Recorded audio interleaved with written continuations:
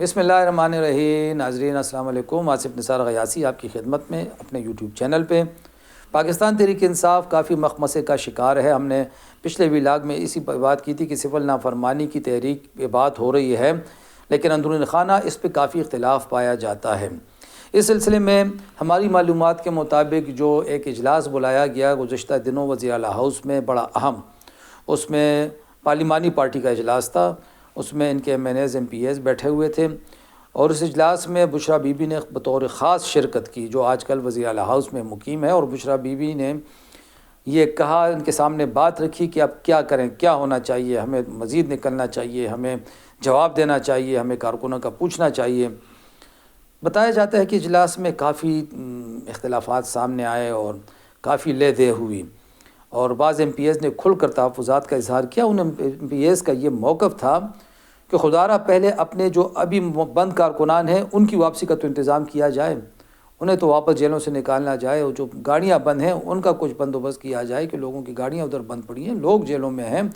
لوگ لاپتہ ہیں، پہلے ان کا مسئلہ حل کیا جائے، اس کے بعد اگلی بات کی جائے یا اگلے مرحلے کی بات کی جائے۔ اجلاس میں اس پہ بھی بڑی لے دے ہوئی اور بڑے غم و غصے کا اظہار کیا گیا خیبر پختونخوا کے ایم پی ایز کی طرف سے کہ ہر بار پختون ہی جائیں گے، پنجاب میں لوگ کیا کر رہے ہیں، پنجاب کی قیادت کیا کر رہی ہے، پنجاب میں لوگ کیوں نہیں نکل رہے۔ اور یہ ظاہر بات ہے، یہ بات ان کی ٹھیک بھی ہے کہ اگر 24 نومبر کو پنڈی کے، جہلم کے، گجر خان کے لوگ بھی نکل آتے، بری کے لوگ بھی نکل آتے، اسلام آباد کے لوگ نکل آتے، یہ 2-3 جگہوں کے لوگ نکل آتے، تو پھر حکومت کے لیے معاملات سنبھالنا مشکل ہو جاتا، لیکن سارے کے سارے خیبر پختونخوا کے ہی تھے۔ اور یہ بھی اب بعض تجزیہ کار یہ کہتے ہیں کہ اگر اس روز پنجاب کے لوگ ہوتے اسلام آباد میں تو شاید گولی بھی نہ چلتی، کیونکہ گولی صرف پختونوں پہ چلائی جاتی ہے، یہ بعض تجزیہ کاروں کا یہ کہنا ہے۔ بہرحال پی ٹی آئی کے اس اجلاس میں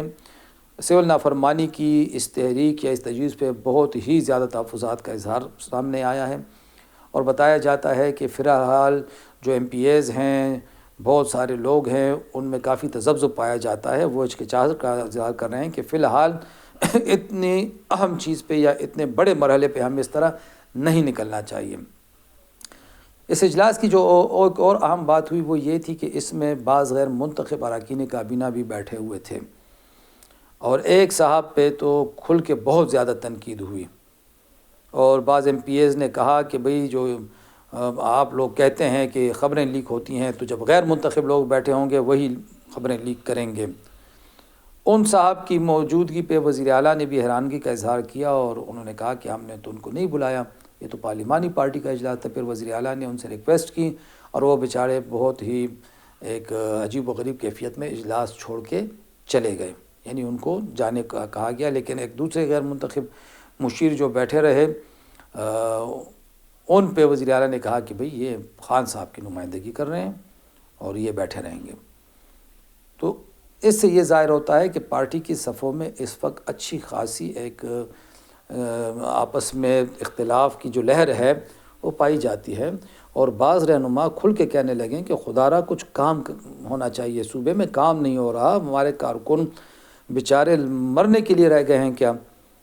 ان کے مسائل حل کریں، ان کے علاقوں کے مسائل حل کریں، انہیں روزگار دلایا جائے۔ تو بظاہر ایسا لگتا ہے کہ فی الوقت جو سول نافرمانی کی تحریک کی باتیں وہ کچھ پیچھے چلی جائیں گی۔ دوسری طرف جو ہم نے پہلے بھی کہا تھا کہ یہ جو مذاکرات کی بات کر رہے ہیں، مذاکراتی کمیٹی بھی بنی ہوئی ہے، فی الحال کوئی پیش رفت نہیں ہے، اگرچہ کہتے ہیں کہ کوئی غیر رسمی ملاقاتیں ہوئی ہیں۔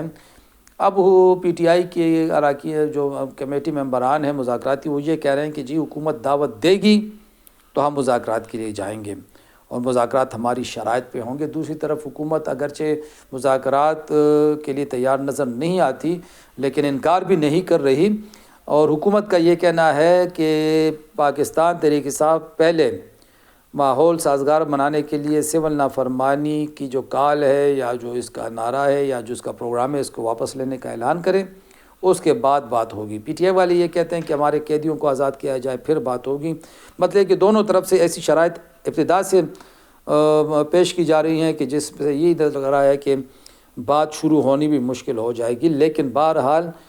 فی الحال سول نافرمانی کی تحریک کے آثار دور دور تک دکھائی نہیں دیتے، اور اگر پی ٹی آئی نے اس دفعہ بھی جلد بازی کی تو اس کے بعد ایک طویل عرصے تک پھر پی ٹی آئی عوامی تحریک کیونکہ اگر یہ تحریک ناکام ہوئی تو پھر پی ٹی آئی طویل عرصے تک